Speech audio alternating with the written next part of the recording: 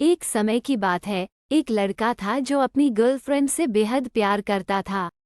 उस लड़के ने अपनी गर्लफ्रेंड को उपहार के रूप में 1000 कागज के फूल बनाकर दिए। वैसे तो उस समय वो अपनी कंपनी में एक छोटा सा कर्मचारी था, उसका भविष्य बहुत उज्जवल नहीं दिख रहा था। लेकिन वे दोनों दिन उसकी गर्लफ्रेंड ने उसे बताया कि वो पेरिस जा रही है और कभी वापस नहीं आएगी।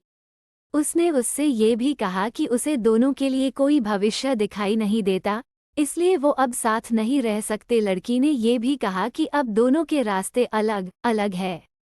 ये कहकर वो लड़की वहां से चली गई। ये सुनकर लड़के का दिल टूट गया। वो बहुत उदास रहने लगा। दिन रात वो उस लड़की ही बात को ही याद करता था जो उसने आखिरी मुलाकात में कही थी। लेकिन जब उसने फिर से अपने आत्मविश्वास को पाया, वह दिन रात काम करने लगा, अपने शरीर और मन को दुगनी काम पर लगाकर खुद को इस लायक बनाना था कि उस लड़की के सामने जाकर उसकी बातों को झूठी साबित कर सके। इसी तरह 4 साल बीत गए। इसके बाद उस लड़के ने अपनी खुद की कंपनी खड़ी की।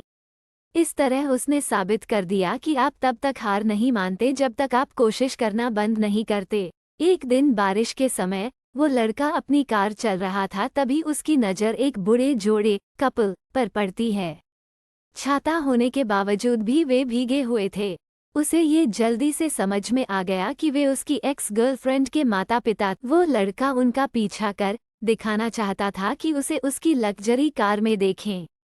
वह चाहता था कि वे जाने कि वो अब पहले जैसा नहीं है, उसकी अपनी कंपनी, कार, सुखद जीवन आदि है। उसने अपने जीवन में सब कुछ हासिल कर लिया है।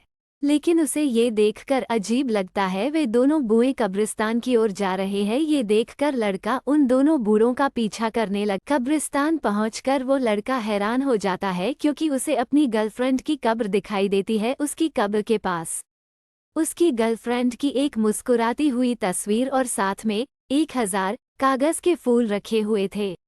ये देखकर वो लड़का उस लड़की के माता पिता से पूछता है, ये कैसे हुआ? माता पिता कहते हैं, वो कभी पेरिस नहीं गई थी, उसे कैंसर था। वह जानती थी कि तुम कभी ना कभी सफल जरूर होंगे, लेकिन वह तुम्हारी सफलता में बाधा नहीं बनाना चाहती थी। वह तुमसे बहुत प्यार करती थी। वह नहीं चाहती थी कि उसके जाने के बाद तुम्हें कोई भी तकलीफ, इसलिए उसने तुम्हें छोड़ दिया।